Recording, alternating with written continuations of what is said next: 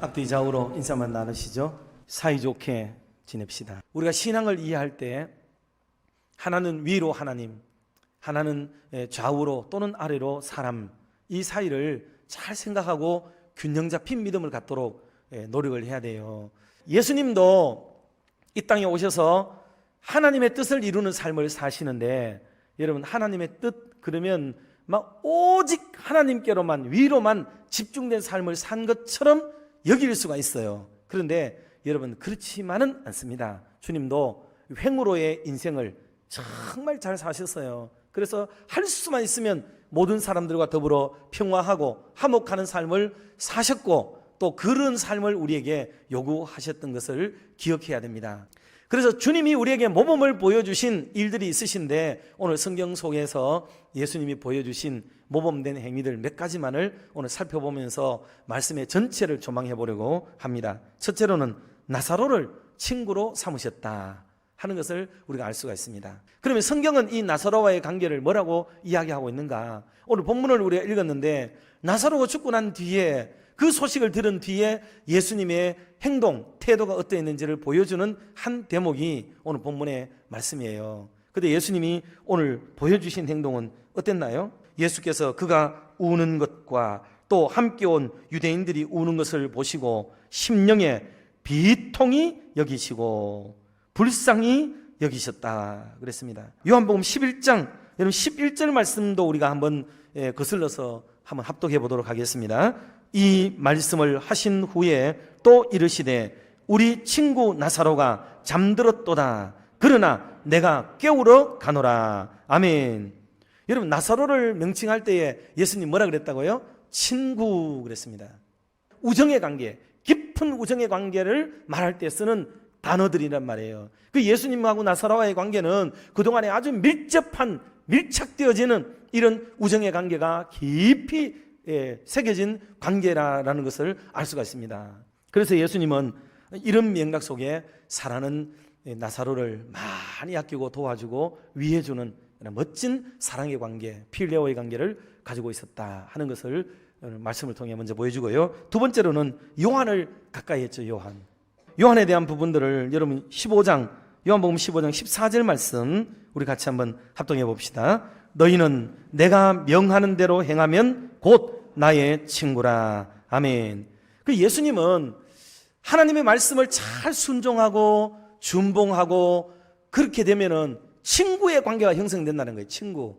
그 예수님의 제자들을 볼 때 스승과 제자의 개념으로 동양적 사고 속에 나는 높고 너는 낮다 이런 개념으로 이해하고 있지는 않았단 말이죠. 예수님은 오히려 그들을 참 같이 여겨주고 사랑으로 대해주고 친구로 여겨주는 그런 마음으로 어울렸다 이 말이에요. 그러니 예수님과 그 동년배가 비슷비슷해요. 다 제자들이. 그럼에도 불구하고 함께 우정을 나누면서 지낼 수 있었던 관계가 바로 이런 말씀에 근거한 거죠. 이런 멋진 관계가 형성되는 것을 주님은 기뻐하셨던 것처럼 오늘도 우리가 동시대를 살고, 그리고 정말 하나님의 은혜로 같은 예배당에서 예배를 드리고 살고, 이렇게 같은 말씀의 식탁에서 또 말씀의 교훈을 들으면서 은혜를 나누고 살아가게 되는 것, 이런 것들을 불쾌하게만 여기지 마시고 이것을 정말 감사로 여기고 기쁨으로 여기고 서로를 용납할 수 있는 넉넉한 마음을 가질 수 있기를 주님의 이름으로 축원합니다.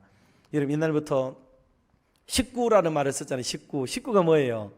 식구는 한 집에서 같은 밥 먹고 사는 사람이 식구 아닙니까? 식구.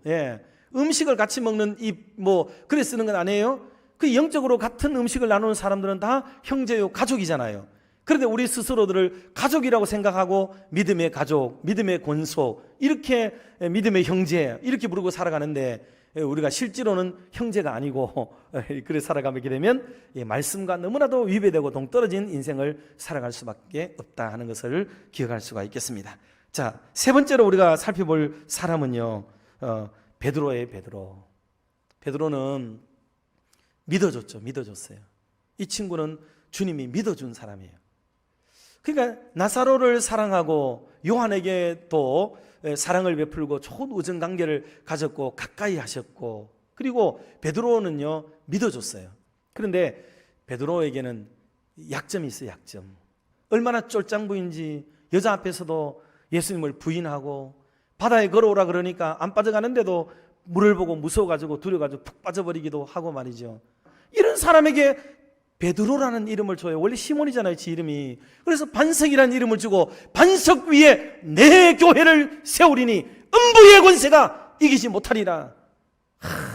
여러분, 이게 그렇게 함으로 하나님의 나라가 세워지게 되는 것을 선포하는 예수님의 방향성을 한번 보십시오.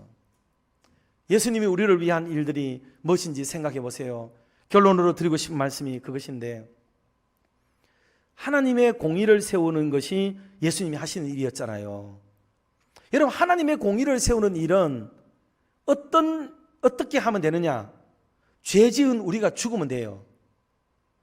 하나하나 죄를 지은 우리들이 하나님의 법에 따라서 죽어버리면, 처결되어져 버리면 하나님의 공의가 만족되는 거예요. 아시겠어요? 맞잖아요. 그게 하나님의 법이 엄격하게 서는 거죠. 그게 하나님의 공의 딱 서는 거란 말이죠. 그 예수님이 오셔서 정말 잘할 수 있는 일이 뭐였느냐? 그냥 하나님의 공의를 세우는 일. 그러면 모든 인류가 지 죄 때문에 죽도록 만들어버리는 게 최고로 잘하는 일이고 하나님의 나라가 멋지게 세워지는 일이 돼요. 그런데 왜 구태여 당신이 그 공의를 만족시키고 우리를 왜 살리셨는가? 이렇게 생각하세요. 그게 기독교의 진리이고 그게 은혜로 구원받았다는 말이고 그런 죄 때문에 죽어 마땅한 우리들이 용서함을 받았다는 거죠. 그러니 주님이 우리를 얼마나 사랑하셨는지를 우리가 알게 되는 거예요. 그 주님이 우리를 사랑한 증거입니다. 그러니 주님은 우리에게 뭐를 요구하느냐? 다른 사람에게 부정하고 부당하고 부적절하고 그런 것들을 탓하고 꾸짖으라고 주님이 우리의 원하시는 게 아니고 오히려 네가 구원받은 자리가 어딘지를 생각하고 그들을 안아주고 그들과 더불어 살고, 그래서 하나님의 나라, 그리스도의 나라가 이런 자의 것이다. 가장 연약한 자, 가장 어린 자, 어린아이 같은 자, 소자 같은 사람, 이런 사람에게 하나님의 나라가 임하도록 가르쳐주고 그렇게 살아가는 게, 그게 저 유대인들이 자기 의와 자기 중심적으로 세우려고 하고 이루려고 했던 하나님의 나라가 아닌 그리스도의 나라, 기독교의 나라는 이런 자의 것이다 라고 말씀을 하면서 가르쳐 주신 게 기독교의 내용이다, 그 말입니다. 오늘 이후로 저와 여러분이 기독교인들의 걸맞는 멋있는 삶, 세상이 어떻든지 저와 여러분은 복음 따라 사는 은혜의 삶이 되기를 주님의 이름으로 축원합니다.